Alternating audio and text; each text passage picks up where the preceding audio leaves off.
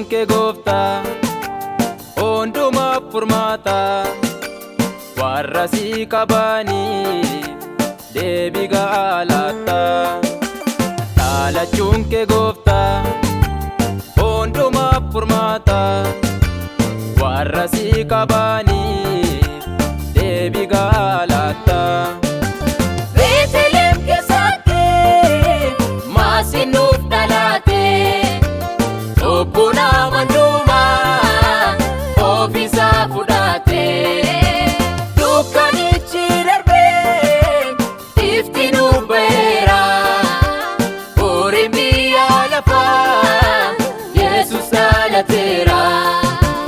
Dukkanichi darbee ifti nuuf ba'eera.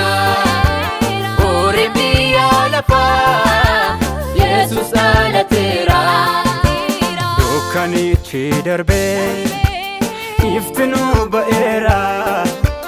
Furiin biyya lafaa Yesuus dhalateera. Dukkanichi darbee ifti nuuf ba'eera. Furiin biyya lafaa Yesuus dhalateera.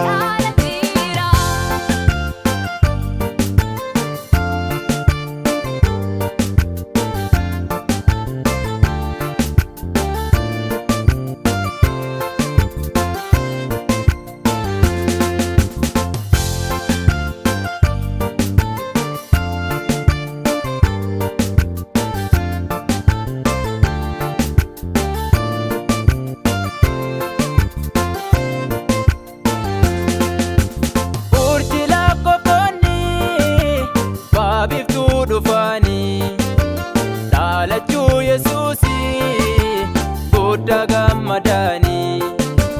Urjii lakkooftoonni baabiftuu dhufanii. Dhalachuu Yesuusii guddaa gammadaanii. Iddoo Daawit keessaa Yesuus dhalate. Erga inni dhalate nuyi jireenya arganne.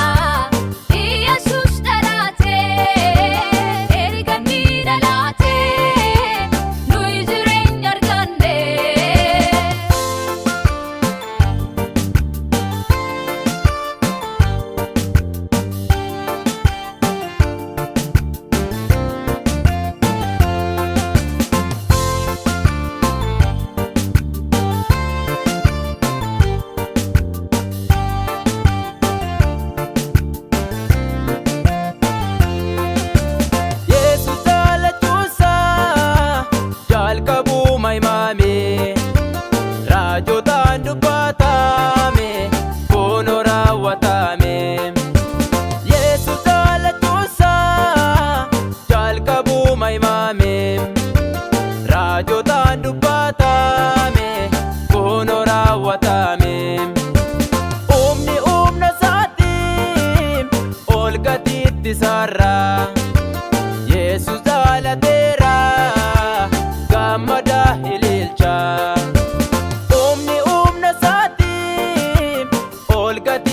Sarra Yesuus dhalateera gammada ililcha.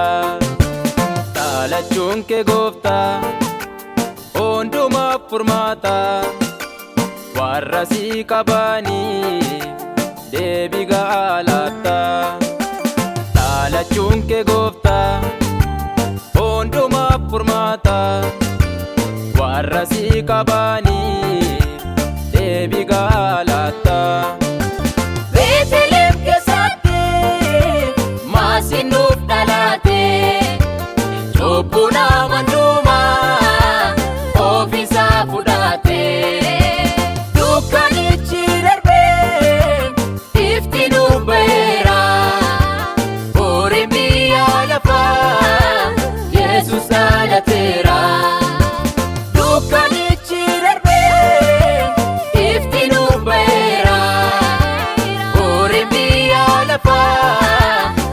Yesus dhalateera.